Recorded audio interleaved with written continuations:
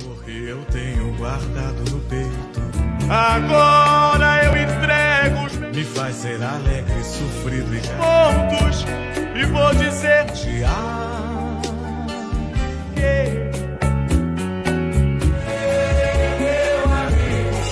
Eles o viam como o sorriso do samba, mas a verdade estava nas notas tristes de seu piano. Antes do mundo me conhecer como Benito de Paula, eu era Uday Veloso, um menino de olhos grandes e uma alma ainda maior. Nascido no dia 28 de novembro de 1941, em Nova Friburgo, a cidade serrana do Rio de Janeiro. A minha família era humilde, mas rica em amor e, acima de tudo, em música. Meu pai era um músico de verdade, daqueles que tocavam a alma das pessoas em bailes e festas, e foi com ele que eu aprendi que a melodia era a única forma de expressar aquilo que não cabia em palavras. Eu cresci ouvindo o samba-canção e o jazz, e aos poucos o piano se tornou a minha voz. Aos 12 anos eu já me apresentava em bares da cidade, mentindo sobre a minha idade para ter a chance de tocar. A infância e a adolescência foram marcadas pelo preconceito. Minha cor de pele era motivo de olhares atravessados, de portas fechadas. Eu sentia na pele o que significava ser negro numa sociedade que te via como inferior. Mas a música era o meu refúgio, a minha forma de escapar da realidade cruel que me cercava. Em cada tecla do piano, eu depositava a minha raiva, a minha tristeza, a minha esperança de um dia ser alguém. Eu aprendi a tocar ouvindo o rádio, transcrevendo as melodias de mestres como Duke Ellington e Noel Rosa. Meu piano não era apenas um instrumento, era um companheiro de estrada. A única coisa que me salvou daquele abismo. Era um grito de socorro, uma forma de mostrar ao mundo que eu existia, que a minha dor era real. Eu estava longe de ser um astro, eu era apenas um garoto com um sonho e um piano nas costas. Deixar a tranquilidade de Nova Friburgo para enfrentar o caos do Rio de Janeiro foi a primeira grande aposta da minha vida. Cheguei na cidade com um coração cheio de sonhos, mas também com a dura realidade de quem não tinha nada. Eu me tornei um fantasma na noite carioca, um pianista de bar, tocando em boates e pequenos restaurantes da Lapa e de Copacabana. O som do meu piano se misturava à fumaça de cigarro e ao barulho de copos. Era uma vida dura, onde o dinheiro era escasso e o respeito quase inexistente. Naquele cenário de desilusão, eu vi a música se tornar um produto e não mais uma arte. Eu tocava de tudo, desde a bossa nova que dominava as rádios, até boleros e sambas que me davam um aperto no peito. A minha voz, o meu jeito de cantar, ainda não encontravam um lugar. Eu tinha um estilo único, um samba-joia, mas a indústria musical não sabia o que fazer com aquilo.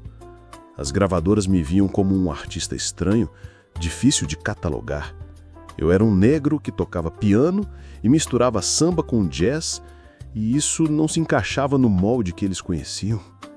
A rejeição era constante, mas eu jamais desisti de mim mesmo.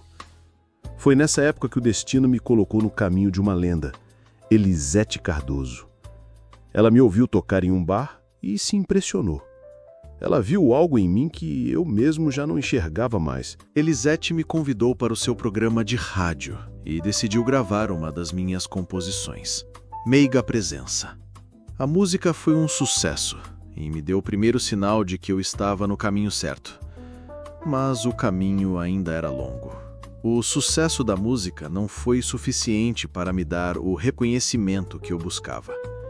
Eu ainda continuava sendo um pianista anônimo. O mundo estava prestes a me ver, mas ainda não era a minha hora de brilhar. Eu passei a década de 60 na escuridão, mas a década de 70 trouxe a luz.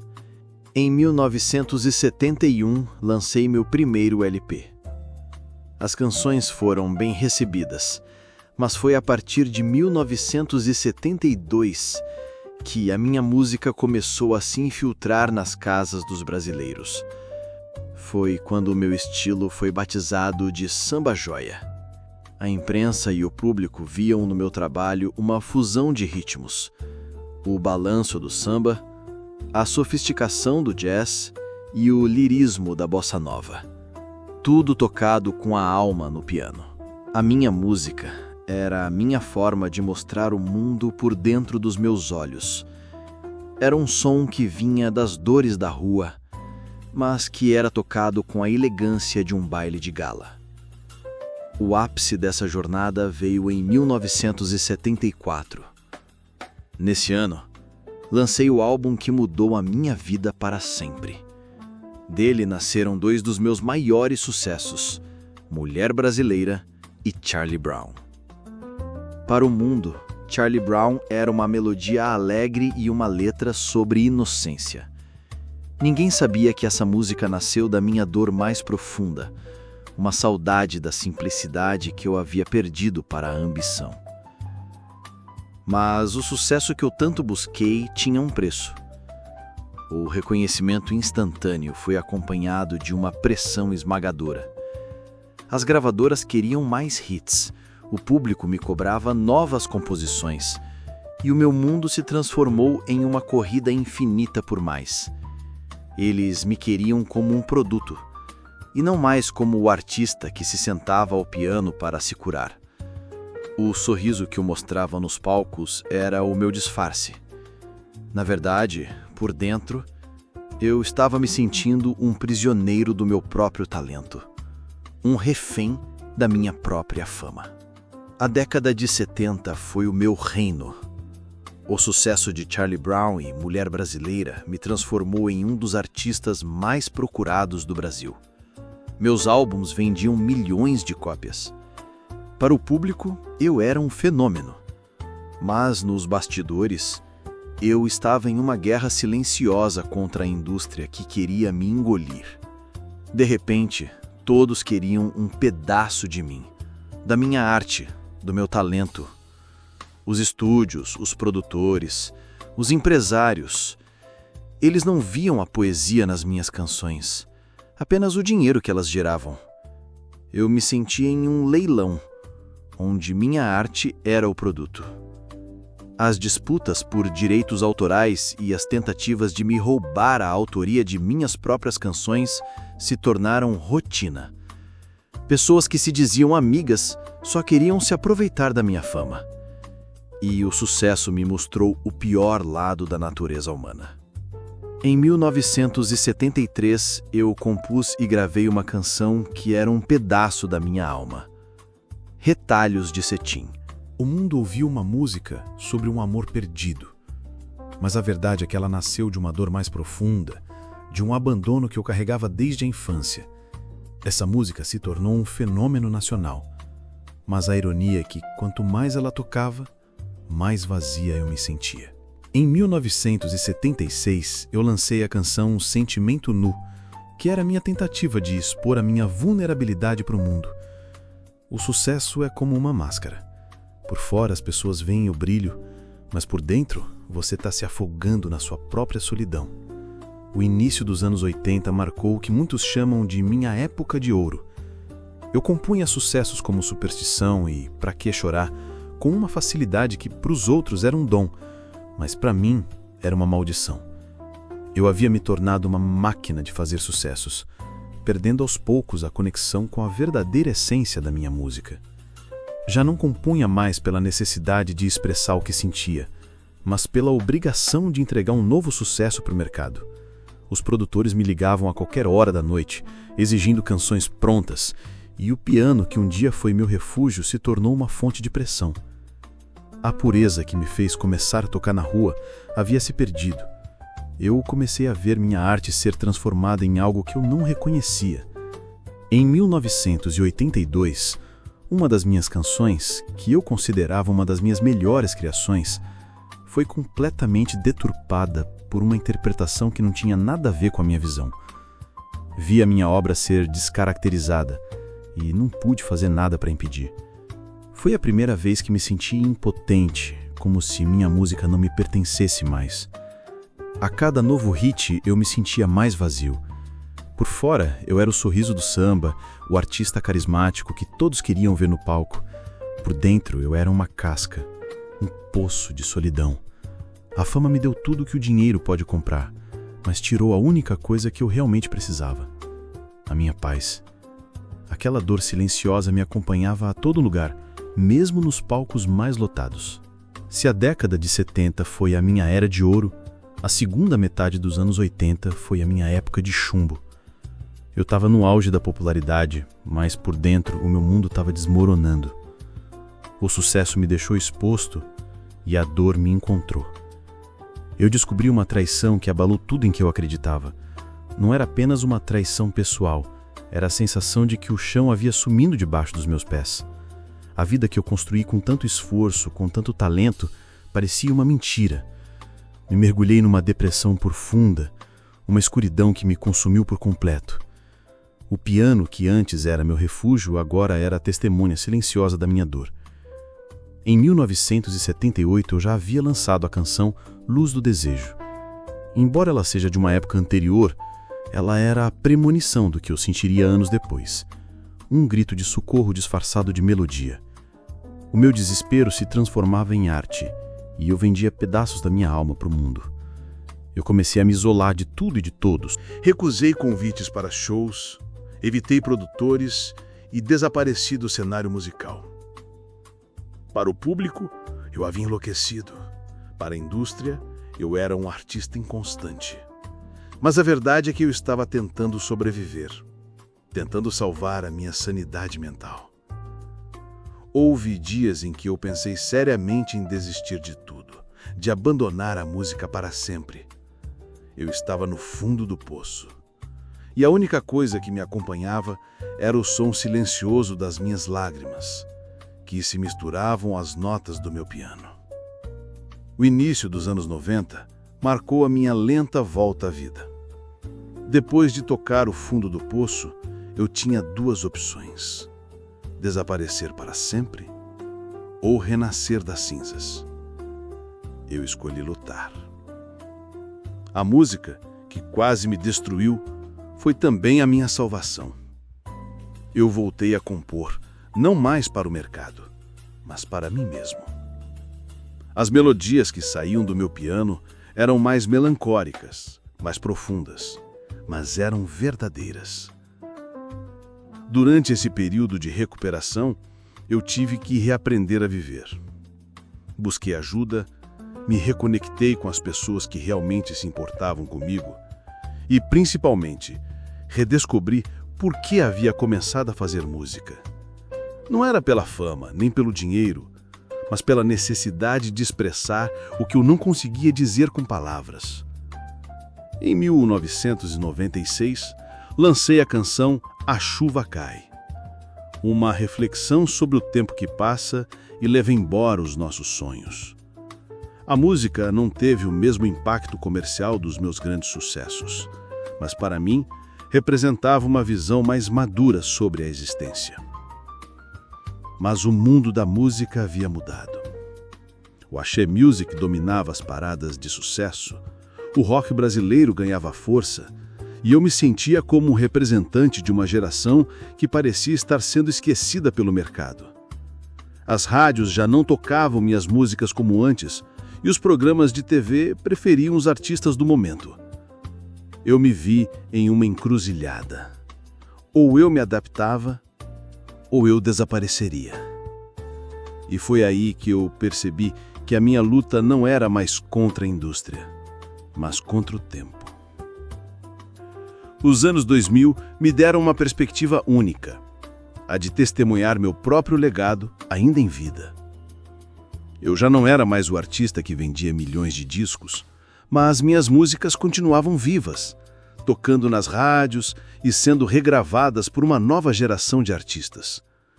Era como se eu fosse um fantasma, observando a minha própria obra ganhar vida própria, sem mim.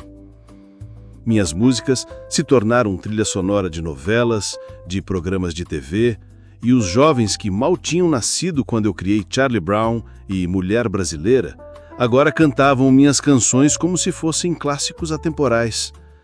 Eles não me viam mais como um ídolo, mas como um mestre. E eu gostava dessa nova fase.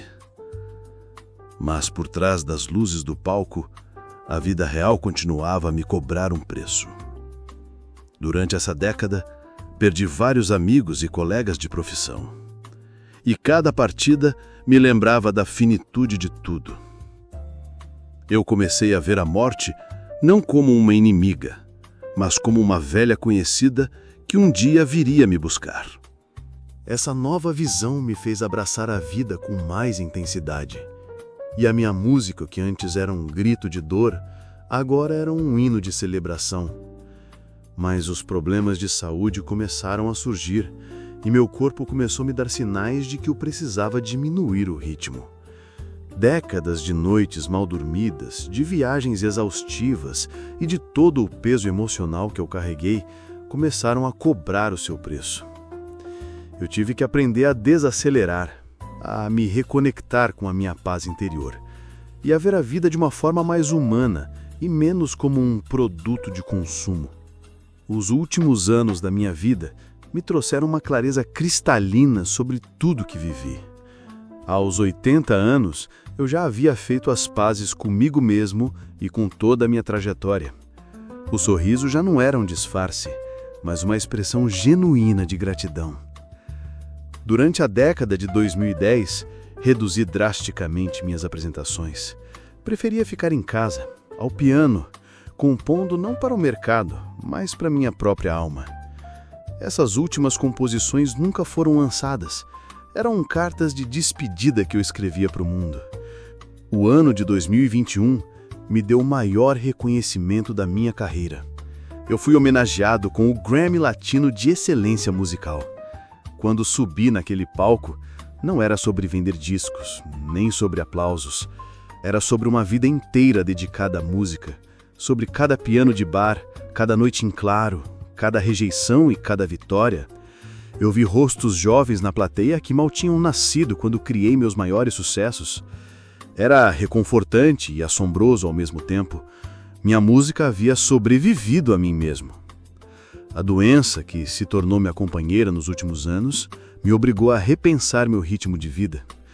Meu corpo, que carregou o peso de décadas de emoções intensas, de alegrias e tristezas extremas, precisava descansar. A dor me mostrou que eu era humano, que o artista também precisa de um tempo para si. Eu já não era o mesmo, mas a minha música, essa sim, continua a mesma, tocando corações e resgatando a alma das pessoas. Os últimos anos me trouxeram uma clareza que eu não tinha antes. Eu não era apenas um músico, eu era um contador de histórias. Minha vida inteira foi uma melodia, com notas tristes e alegres, com pausas e recomeços. Olhando para trás, posso dizer com certeza, valeu a pena cada lágrima, cada decepção, cada momento de glória. O garoto que sonhava em tocar piano para um público que não ouvia, se tornou um homem que tocou o coração de milhões.